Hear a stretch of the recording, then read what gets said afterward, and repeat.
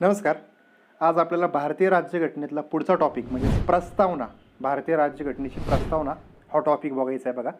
आता 2-3 महत्त्वाचे घटक सांगतो तुम्हाला इथे. प्रस्तावना म्हणजे काय त्याचा बेसिक आयडिया सांगतो मी तुम्हाला. प्रस्तावना बघा, कुठलं पण तुम्ही मार्केटमधलं पुस्तक घ्या, तुमच्याकडे जी कुठली पुस्तकं असतील ती पुस्तकं, कुठलंही पुस्तक असू द्यात, ग्रंथ असू द्यात किंवा शाळेचं पुस्तक असू द्यात, कॉलेजचं पुस्तक असू द्यात, कुठलं पण पुस्तक असू द्यात, तुम्ही ते पुस्तक ओपन करा. ओपन केल्यानंतर पहिल्या 3-4 पेजेसमध्ये तुम्हाला प्रस्तावना, प्रिॲम्बल नावाचा एक घटक दिसेल. प्रस्तावना किंवा प्रिॲम्बल. प्रस्तावना म्हणजे काय असतं, त्या लेखकाने ज्या लेखकाने ते पुस्तक लिहिलेलं आहे ना, ते पूर्ण 300, 400, 500 पेजेसचं जे काय पुस्तक असेल त्या पुस्तकात जो काय घटक सांगितलेला आहे, जे जे पॉईंट सांगितलेले आहेत, त्याचा एकदम थोडक्यात सारांश, त्यालाच काय म्हणतो आपण, प्रस्तावना असं म्हणतो. पूर्ण पुस्तकाचा केलेला एक छोटासा आढावा, छोटासा सारांश, त्यालाच काय म्हणतो आपण, प्रस्तावना असं म्हणतो. आता भारतीय राज्यघटना जर बघितली तर ते पण एक प्रकारचंच पुस्तकच आहे. भारतीय राज्यघटना काय एक प्रकारचं पुस्तकच आहे. त्याच्यामध्ये 395 कलमं आहेत. बरं, तुम्ही म्हणता आता वाढलेली आहेत कलमं वाढलेली आहेत, पण पोट कलमं वाढलेली आहेत. शेवटचा आकडा आजही काय आहे त्या ठिकाणी 395च आहेत. त्याच्या पुढची पोट कलमं वाढलेली आहेत, म्हणजे ते ABCDच्या स्वरूपात वाढलेली. शेवटचा आकडा 395 आहे. मग 395 कलमांचं एक पुस्तक आहे आणि त्या पुस्तकाचा सारांश, त्यालाच काय म्हणतो आपण, प्रस्तावना असं म्हणतो बघा. प्रस्तावना. मग आता प्रस्तावनालाच नांदी असं सुद्धा म्हणतात, इंग्लिशमध्ये त्याला प्रिॲम्बल असं सुद्धा म्हणतात, किंवा मराठीत अजून एक शब्द आहे सरनामा. मराठीत त्याला अजून एक शब्द आहे सरनामा. सरनामा म्हणा किंवा प्रस्तावना म्हणा. MPSCमध्ये प्रश्न विचारताना सरनामा आणि प्रस्तावना हे 2 शब्द अल्टरनेट वापरले जातात बघा. दोघांचा अर्थ सेमच होतो. लक्षात ठेवा पॉईंट. बरं, आता महत्त्वाचा पॉईंट, याच्यावरती सुरुवातीला ज्यावेळेस प्रश्न विचारायचा ना आयोग, त्यावेळेस एकदम इझी लेवलला प्रश्न विचारायचा, पण आता त्याच्या प्रीला पण आणि मेन्सला पण दोन्हीमध्ये थोडीशी डेप्थ वाढलेली आहे. अवघड नाही म्हणणार मी, सोपेच प्रश्न आहेत, पण थोडीशी डेप्थ वाढलेली आहे. त्या लेवलला जाऊन तुम्ही जर अभ्यास केला, 100% एकूण एक प्रश्न सुटणार. आत्तापर्यंत आयोगाने किती प्रश्न विचारले 2011 पासून, तर माझ्या ॲनालिसिसमध्ये मला दिसले जवळपास 50-55च्या आसपास प्रश्न विचारले टोटल. सुरुवातीचे प्रश्न एकदम इझी आहेत. मी काही प्रश्नांचा आढावा इथं घेणार आहे, तुम्हाला एक एक प्रश्न सांगेल बघा मी. सुरुवातीचे प्रश्न एकदम इझी आहेत. सध्याला जर बघितलं थोडीशी डेप्थ वाढली. बरं, आता तुम्हाला एक होमवर्क सांगतो मी इथंच. आजचं लेक्चर झाल्यानंतर सरनामा किंवा प्रस्तावना या टॉपिकवरचं लेक्चर झाल्याच्या नंतर तुम्ही याच्यावरचे पूर्ण प्रश्न सोडून बघा. एकही प्रश्न असा नसेल की तुमचा प्रश्न सुटला नाही. लेक्चर बघितले, पूर्ण व्यवस्थित समजून घेतले लेक्चर, आणि त्याच्यानंतर प्रश्न सोडवायला बसले, 100% तुमचे एकूण एक प्रश्न सुटणार, ही माझी गॅरंटी. बघा आता, प्रस्तावना किंवा उद्देशिका किंवा त्यालाच प्रिॲम्बल इंग्लिशमध्ये म्हटलेले आपण. प्रिॲम्बल, प्रस्तावना. आता मी मराठी इंग्लिश दोन्ही ठिकाणी घेतलेले. ज्यांना इंग्लिश वाचायचे त्यांनी इंग्लिश वाचा, मराठीत वाचायचे त्यांनी मराठीत पण वाचा. इंग्लिशचा फक्त एका शब्दासाठी मी फक्त इथं घेतलेले, इंग्लिशमधला फक्त एक शब्द इथं, जो वर्शिप नावाचा एक शब्द आलेला आहे बघा. वर्शिप इथं वर्शिप शब्द आलेला आहे. हा वर्शिप शब्दापायी मी फक्त इथे घेतलेले, इंग्लिश पण घेतलेले. का? कारण की आयोगाने एकदा याच्यावरती प्रश्न विचारला होता. वर्शिपला इंग्लिशमध्ये बरोबर लिहिलं होतं, काही प्रॉब्लेम नाही, पण मराठीत ट्रान्सलेट करताना त्याचा वर्शिपला आपण बोली भाषेत ट्रान्सलेट करताना पूजा असं ट्रान्सलेट करतो. मग उत्तर पण त्यांनी मराठीत पूजा असंच दिलं होतं, पण वर्शिपला ॲक्च्युअलमध्ये सरनाम्यात, मराठी सरनाम्यात काय लिहिलेलं असतं, उपासना असं लिहिलेलं असतं. मग उपासना म्हणा किंवा पूजा म्हणा एकच अर्थ होते, काय प्रॉब्लेम नाही. बरं, आता सरनामा बघतोय आपण. सरनाम्यामध्ये आपल्याला काय काय घटक लक्षात ठेवायचे. पहिलं तर 11 शब्दांचा सिक्वेन्स लक्षात ठेवायचा आहे आणि त्याचा अर्थसुद्धा लक्षात ठेवायचा आहे. बरं, मी जास्त फापट पसारा करणार नाही इथं, जेवढं गरजेचं आहे तेवढंच मी इथं घेणार आहे. बघा, पहिला पॉईंट, आम्ही भारताचे लोक, we the people of India. इंग्लिशमध्ये काय, we the people of India किंवा आम्ही भारताचे लोक. आता याच्यावरतीच प्रश्न विचारलेले टेस्टला 2019 किंवा 18च प्रश्न विचारलेला आहे की आम्ही भारताचे लोक हे आपण कुठल्या देशाकडून घेतलेले, कुठल्या देशातल्या राज्यघटनेकडून घेतलेले, तर अमेरिकेकडून घेतलेले. लक्षात ठेवा, आम्ही भारताचे लोक हे शब्द जे आहेत, म्हणजे ते काय म्हणणार, we the people of USA म्हणणार त्या ठिकाणी, आणि इथं आपण काय म्हणतोय, we the people of India. आता हे शब्द आपण कुठून घेतलेले आहेत, अमेरिकेच्या घटनेवरून घेतलेले आहेत. हा प्रश्न विचारलेला आहे, लक्षात ठेवा, परत रिपीट होऊ शकतो. आता मी 11 शब्द लक्षात ठेवायचे आहेत. सिक्वेन्सनुसार कुठले कुठले शब्द येतात ते बघा. आता पहिला शब्द मी लक्षात ठेवताना कसं लक्षात ठेवले बघा, सा स ध लो ग. सा स ध लो ग म्हणजेच काय, सार्वभौम, समाजवाद, धर्मनिरपेक्ष लोकशाही गणराज्य. सार्वभौम समाजवाद धर्मनिरपेक्ष लोकशाही गणराज्य. सार्वभौम समाजवाद धर्मनिरपेक्ष लोकशाही गणराज्य. हे 5 शब्द पाठच असले पाहिजे या सिक्वेन्सनुसार. त्याच्यानंतर जर पुढं बघितलं तर न्याय, स्वातंत्र्य, समानता, एकता, एकात्मता, बंधुता हे 6 शब्द, टोटल 11 शब्द आपल्याला याच सिक्वेन्सनुसार लक्षात ठेवावे लागतात.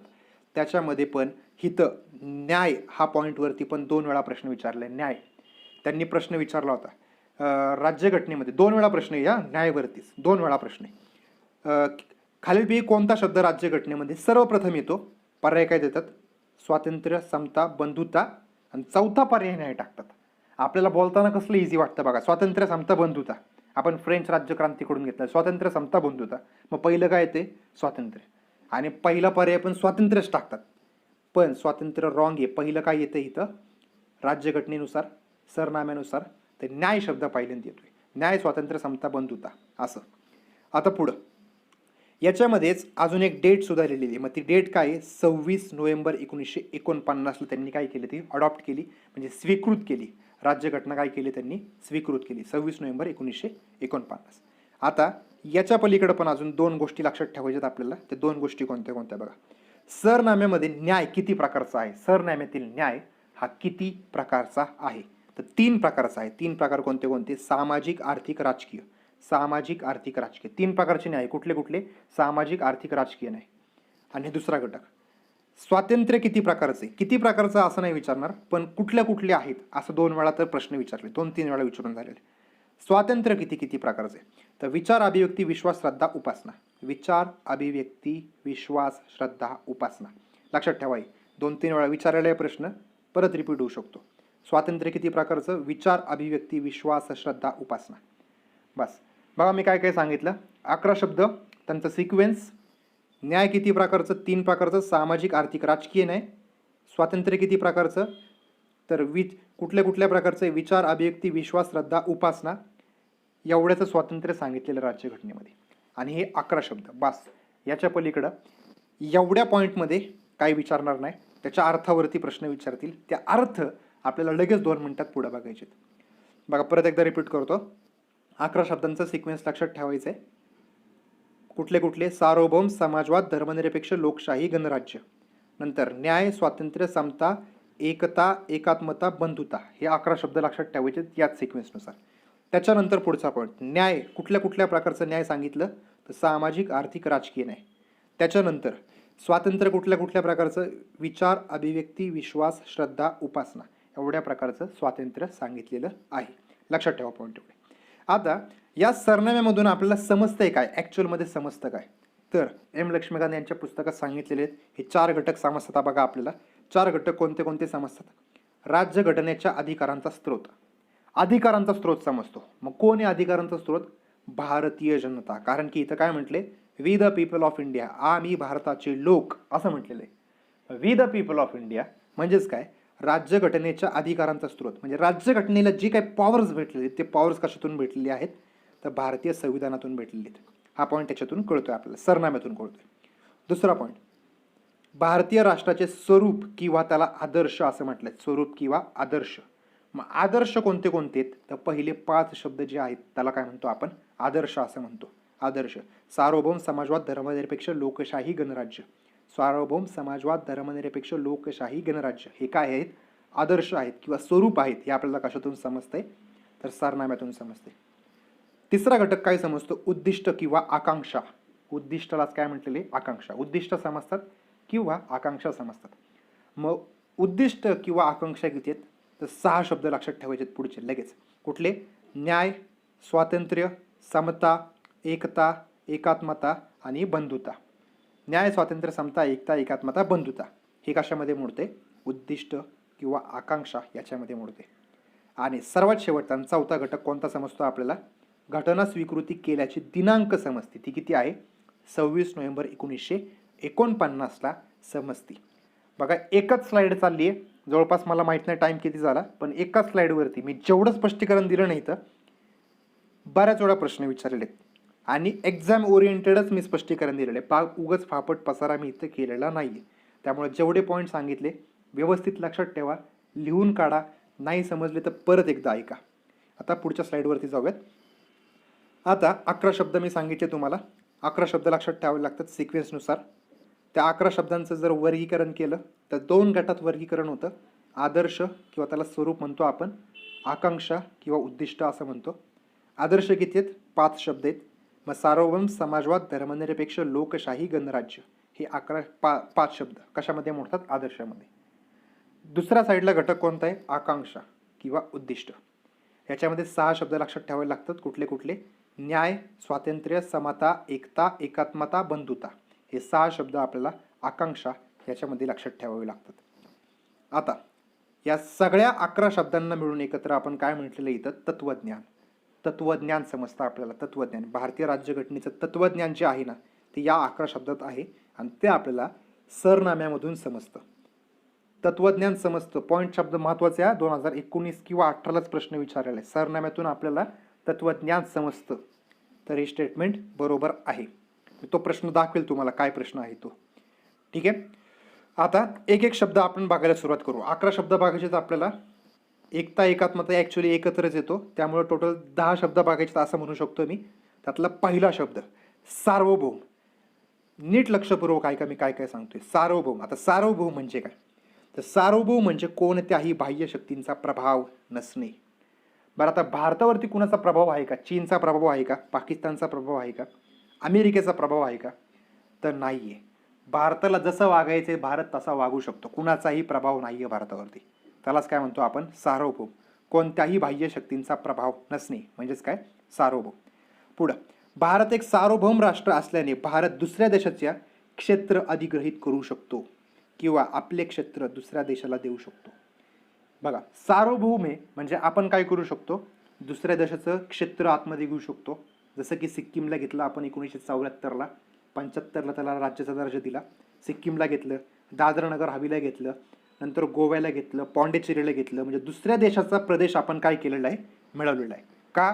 कारण की आपण सार्वभौम आहे. दुसरा घटक काय सांगितला? आपण आपले क्षेत्र पण दुसऱ्या देशाला देऊ शकतो. म्हणजेच काय?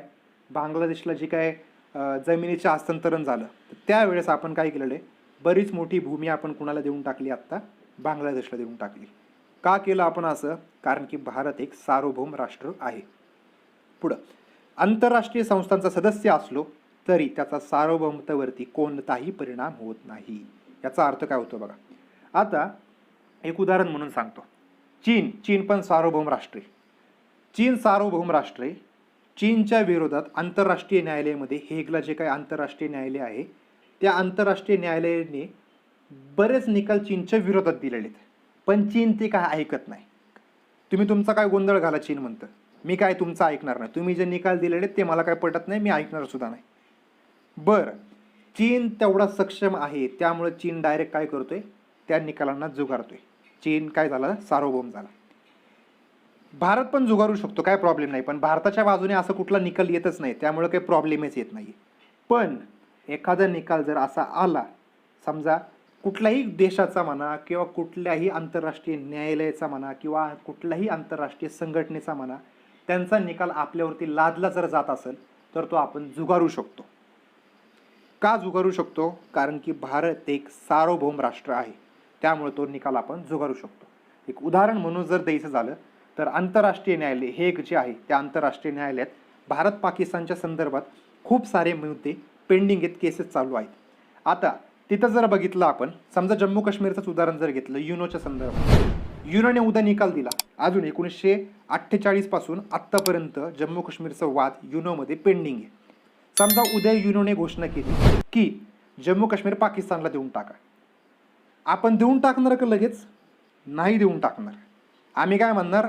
आम्हाला तुमचा निकाल पटलेला नाही आहे का, त्यामुळं आम्ही तुमचा निकाल मानणार नाही. का? कारण की आम्ही एक सार्वभौम राष्ट्र आहे, आम्ही काय देणार नाही जम्मू काश्मीर कुणालाही. जम्मू काश्मीर आमचा होता, आमचाच राहणार आहे आणि आमचाच असणार आहे. आपण असं म्हणू शकतो आणि आपण असंच म्हणणार आहे. का? कारण की भारत एक सार्वभौम राष्ट्र आहे, त्याच्यावरती कुठल्याही देशाचं किंवा कुठल्याही संघटनेचं कुठल्याही प्रकारचं नियंत्रण नाही आहे. बरं, पहिला शब्द कंप्लीट झाला, सार्वभौम. आता दुसरा शब्द बघूयात आपण, समाजवाद. समाजवाद हा जो शब्द आहे ना, तो शब्द आपल्या मूळ राज्यघटनेच्या प्रस्तावनेमध्ये नव्हता, सुरुवातीला नव्हता. म्हणजे 1949ला जी राज्यघटना स्वीकारली, 50ला जी लागू झाली, त्या राज्यघटनेमध्ये समाजवाद हा शब्द नव्हता. समाजवाद हा शब्द नव्हता. मग नव्हता तर मग कधी ॲड झाला? तर 1976ला 42वी घटना दुरुस्ती केली. कोण होत्या पंतप्रधान? तर मॅडम इंदिरा गांधी या पंतप्रधान होत्या. त्यावेळेस ही घटना दुरुस्ती झाली आणि समाजवाद हा शब्द सारनाम्यामध्ये समाविष्ट करण्यात आला. आता भारतीय राज्यघटनेमध्ये अजून कुठं समाजवाद हा शब्द दिसतो का? तर नाही, असं कुठंही दिसत नाही बघा. तो फक्त आपल्याला सरनाम्यामध्येच बघायला भेटतो आणि तो पण सुरुवातीला नव्हता, तो नंतर ॲड केलेला आहे. कधी केला ॲड? ते 1976 साली 42व्या घटना दुरुस्तीनुसार त्याचा समावेश केलेला आहे. आता इथे एक महत्त्वाचा घटक, आता समाजवाद आणि धर्मनिरपेक्ष हे दोन्ही शब्द जे आहेत ना, ते याच घटना दुरुस्तीनुसार समावेश झालेला आहे. आणि सुरुवातीला जर बघितलं आपण, सुरुवातीला 11, 12, 13, 2011, 2012, 2013ला जे प्रश्न विचारायचे ना, ते फक्त या घटना दुरुस्तीने, या सालावरती, या दोन शब्दांवरती सारखे प्रश्न विचारायचे. समाजवाद शब्द कोणत्या साली ॲड झाला, समाजवाद शब्द कोणत्या घटना दुरुस्तीने ॲड झाला, धर्मनिरपेक्ष शब्द कोणत्या घटना दुरुस्तीने, किती सालच्या घटना दुरुस्तीने, सारखे हेच प्रश्न विचारायचे. पण आता थोडासा डेप्थ वाढलेला आहे, मगाशीच सांगितलं मी. आता पुढचा पॉईंट, समाजवाद जो आहे ना, तो प्रत्येक देशाचा समाजवाद वेगवेगळा असतो. चीनचा समाजवाद आणि भारताचा समाजवाद दोन्ही समाजात वेगवेगळे आहे. आता ॲक्च्युअलमध्ये काय फरक आहे तो पहिल्यांदा मी इथं या ब्लू बॉक्समध्ये सांगतो तुम्हाला. मग इकडे येतो बघा. आता लोकशाही समाजवाद, भारतात जो समाजवाद आहे ना, तो लोकशाही समाजवाद आहे. आणि चीनमध्ये जो समाजवाद आहे ना, तो साम्यवादी समाजवाद आहे. लक्षात ठेवा, लोकशाही समाजवाद म्हटलं तर काय? भारत. आणि साम्यवादी समाजवाद म्हटलं तर काय? चीन. दोन्ही पॉईंट लक्षात ठेवा. आता लोकशाही समाजवाद याचा अर्थ काय होतो? तर मिश्र अर्थव्यवस्था, असं असतं. मिश्र अर्थव्यवस्था त्याच्यामध्ये असते. आता याचा अर्थ काय होतो? याच्यामध्ये मला जायला सांगू नका, तो इकोचा पार्ट झाला ॲक्च्युली. मिश्र अर्थव्यवस्था म्हणजेच काय? शॉर्टमध्ये सांगतो, प्रायव्हेट लोकांची पण मालकी असणार आणि काही ठिकाणी सरकारची पण मालकी असणार. त्यालाच काय म्हणतो आपण? मिश्र अर्थव्यवस्था. एक उदाहरण म्हणून सांगायचं झालं तर PMT बस सरकारची असते आणि ट्रॅव्हल्सच्या बस ज्या आहेत त्या प्रायव्हेट पण आहेत. म्हणजे हे दोन्ही प्रकारचं मिश्रण त्याच्यामध्ये दिसतं. त्यालाच म्हणतो आपण मिश्र अर्थव्यवस्था. कशामध्ये मोडते? लोकशाही समाजवादामध्ये मिश्र अर्थव्यवस्था मोडते. आणि साम्यवादी समाजवादामध्ये काय असतं? म्हणजे जसं की चीन, सर्व मालकी कुणाची असते? सरकारची असते. सर्व मालकी कुणाची असणार आहे? सरकारची असते. मग भारतामध्ये कुठला समाजवाद आहे असा प्रश्न विचारला जाऊ शकतो. आत्तापर्यंत विचारला नाही आहे, पण विचारला जाऊ शकतो. मग कुठला समाजवाद आहे? तर लोकशाही समाजवाद हा भारतात मोडतो. आता भारतात लोकशाही समाजवाद नसून लोकशाही समाजवाद असून साम्यवादी समाजवाद नाही. त्याचा अर्थ मी इथं तुम्हाला सांगितलं. आता 1955ला UN ढेबर त्याचे अध्यक्ष होते बघा. आवडी अधिवेशन भरलं होतं. आवडी या ठिकाणी काँग्रेसचं एक अधिवेशन भरलं होतं. UN ढेबर हे त्याचे अध्यक्ष होते. तुम्ही हिस्ट्रीमध्ये ते वाचलं असाल. आता या अधिवेशनामध्ये समाजवादी समाजरचनेची स्वीकार केला होता. समाजवादी समाजरचनेचा स्वीकार केला होता. म्हणजे भारत एक समाजवाद असेल, समाजवादी राष्ट्र असेल, असं घोषणा कधी झाली? 1955ला आवडी अधिवेशनामध्ये झाली होती. अध्यक्ष कोण होते? UN ढेबर होते. लक्षात ठेवा पॉईंट. आता भारतीय समाजवाद जो आहे ना, तो त्याचा अर्थ सर्वोच्च न्यायालयाने एक लावलेला आहे आणि पंतप्रधान इंदिरा गांधींनी पण एक अर्थ लावला होता. बघा, दोन अर्थ लक्षात ठेवायचे. सर्वोच्च न्यायालय काय म्हणते समाजवादाबाबत, इंदिरा गांधी काय म्हणते समाजवादाबाबत. दोन्ही एक पॉईंट बघू. सर्वोच्च न्यायालय काय म्हणते? लोकशाही समाजवाद म्हणजे काय? तर दारिद्र्य, अज्ञान, अनारोग्य, संधीतील असमानता दूर करणे, यालाच काय म्हणतात? लोकशाही समाजवाद असे म्हणतात. म्हणजे दारिद्र्य दूर करायचे, अज्ञान दूर करायचे, अनारोग्य दूर करायचे आणि संधीतील असमानता दूर करायची, यालाच काय म्हटले त्यांनी? लोकशाही समाजवाद म्हटलेलं आहे. असं कोण म्हणते? तर सर्वोच्च न्यायालय म्हणते. इंदिरा गांधी काय म्हणतात बघा. इंदिरा गांधी म्हणतात आवश्यक क्षेत्रातच राष्ट्रीयकरण करू. फक्त राष्ट्रीयकरण करणे हा आपल्या पद्धतीचा समाजवाद नाही. बघा, आता LICचं राष्ट्रीयकरण झालं, नंतर बँकांचं राष्ट्रीयकरण झालं, रेल्वेचं राष्ट्रीयकरण झालं. रेल्वेचं सांगायचं झालं तर रेल्वेचं 1949ला राष्ट्रीयकरण झालं होतं. 48चा कायदा होता, 49ला राष्ट्रीयकरण करण्यात आलं होतं. त्यानंतर बँकांचं राष्ट्रीयकरण झालं 1969ला. बँकांचं राष्ट्रीयकरण झालं, 14 राष्ट्रीयकृत बँका झाल्या त्यावेळेस. त्यानंतर 1980ला परत 6 बँकांचं राष्ट्रीयकरण करण्यात आलं. म्हणजे ज्या ठिकाणी गरज वाटते सरकारला त्याच ठिकाणी सरकार राष्ट्रीयकरण करेल. सगळंच राष्ट्राचं राष्ट्रीयकरण याचा अर्थ तुम्हाला माहिती आहे, मी असं गृहीत धरून हे सगळं सांगते, तरी पण मी एकदा स्पष्ट करतो. राष्ट्रीयकरण करणे म्हणजेच काय, एखादा बिझनेस आहे, समजा हा बिझनेस आहे, या ए व्यक्तीचा हा बिझनेस आहे पूर्णपणे, ट्रॅव्हल्सचा बिझनेस आहे पूर्णपणे, आणि हा ट्रॅव्हल्सचा बिझनेस सरकार काय करते, सरकार पूर्णपणे खरेदी करून टाकते, 100% खरेदी करून टाकला. म्हणजे एला या बिझनेसमधून हाकलून टाकलं, बाहेर टाकलं. हा बिझनेस सगळा कुणाचा झाला, आता सरकारचा झाला. याला काय म्हणतात, राष्ट्रीयकरण असं म्हणतात बघा. राष्ट्रीयकरण म्हणजे 14 राष्ट्रीयकृत बँका ज्या आहेत, बँक ऑफ महाराष्ट्र असेल किंवा बँक ऑफ बडोदा असेल, हे जे काय आहेत, देना बँक असेल, देना बँक मर्ज झाली अशी, तर या बँका ज्या आहेत, या राष्ट्रीयकृत बँका आधी प्रायव्हेट होत्या, म्हणजे प्रायव्हेट व्यक्तींच्या होत्या, पण आता कुणाच्या आहेत, सरकारच्या आहेत. तर इंदिरा गांधी काय म्हणतात, सगळ्याच ठिकाणी राष्ट्रीयकरण नाही करणार, जिथं गरज आहे तिथं राष्ट्रीयकरण करणार, असं इंदिरा गांधी म्हणतात. समाजवाद क्लिअर झाला असेल. त्याच्यानंतर तिसरा घटक धर्मनिरपेक्ष. आता धर्मनिरपेक्ष आणि समाजवाद हे दोन्ही शब्दांचा समावेश 1976ला 42व्या घटनादुरुस्तीनुसार याचा समावेश केला होता. खूप वेळा प्रश्न विचारून झालाय. 42वी घटनादुरुस्ती 1976ला 2 शब्दांचा समावेश झाला, म्हणजे धर्मनिरपेक्ष, समाजवाद, आणि अजून एक शब्द येतो एकात्मता, पुढं येईल तो एकात्मता, हा पण शब्द. म्हणजे टोटल सरनाम्यामध्ये 3 शब्दांचा समावेश करण्यात आला. सरनाम्यामध्ये टोटल 3 शब्दांचा समावेश फक्त या एकाच घटनादुरुस्तीनुसार करण्यात आला होता. आता सेम परत तोच पॉईंट, हा शब्द मूळ राज्यघटनेत नव्हता. मूळ राज्यघटनेमध्ये हा शब्द होता का, तर नव्हता. आणि घटनेमध्ये इतरत्र पण कुठं दिसत नाही बघा. आता धर्मनिरपेक्ष हा शब्द राज्यघटनेत नव्हता, म्हणजेच भारत हा धर्मनिरपेक्ष नव्हता का मग, तर नाही. भारत स्वातंत्र्यापासूनच धर्मनिरपेक्ष राष्ट्र आहे आणि तो तसाच बनवलाय पहिल्यापासून. पण असं कुठं लिहून नव्हतं ठेवलं, पण लिहिलं कधी, मग 1976ला 42व्या घटनादुरुस्तीनुसार या धर्मनिरपेक्ष शब्दाचा समावेश करण्यात आला.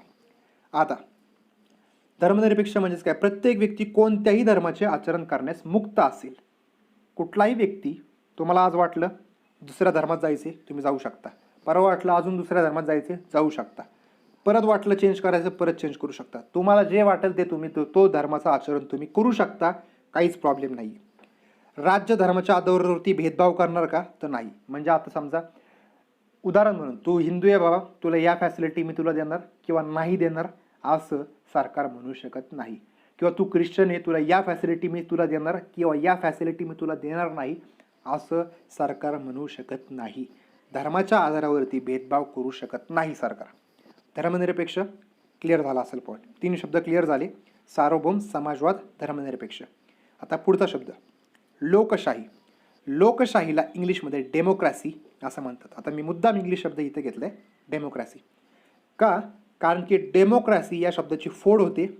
ती फोड काय, डेमॉस आणि क्रॅशिया. डेमॉस आणि क्रॅशिया ग्रीक शब्द आहेत. बऱ्याच वेळा आपण लॅटिन शब्दांचा वापर करतो भारतामध्ये, पण आपल्याला वाटू शकतं हे लॅटिन शब्द आहेत, तर नाही. मी त्यामुळं मुद्दाम लिहिलेले इथे ग्रीक शब्द आहेत. ग्रीक हे दोन्ही शब्द कसे आहेत, ग्रीक.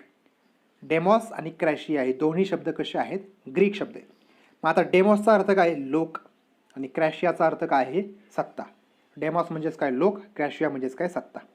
लोकांची सत्ता असणारी शासन पद्धती म्हणजेच काय, लोकशाही. म्हणजे लोकांची सत्ता आहे त्यालाच काय म्हणतो आपण, लोकशाही असं म्हणतो. लोकांची सत्ता म्हणजेच काय, लोकशाही. आता लोकशाहीचे 2 प्रकार पडतात. लोकशाहीचे काय, 2 प्रकार पडतात.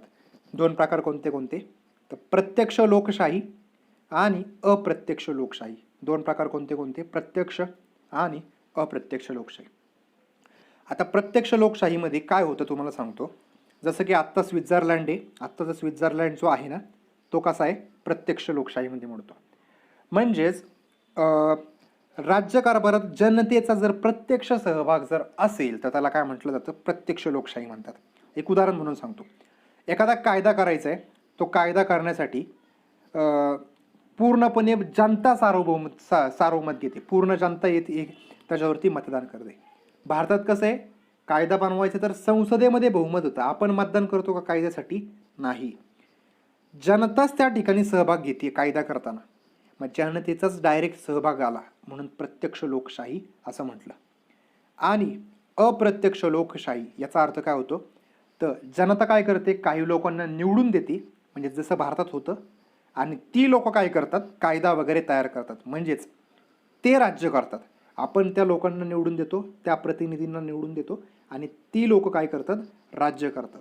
त्याला काय म्हटलं जातं, अप्रत्यक्ष लोकशाही. मग बऱ्यापैकी जास्तीत जास्त देश जे आहेत ना आज, ते अप्रत्यक्ष लोकशाही याच्यामध्येच मोडतात.